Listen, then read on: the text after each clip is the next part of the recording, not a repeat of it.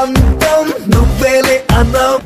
ఒక్క ఓటేయండి, ముగ్గురం పనిచేస్తాము అని చెప్పాము.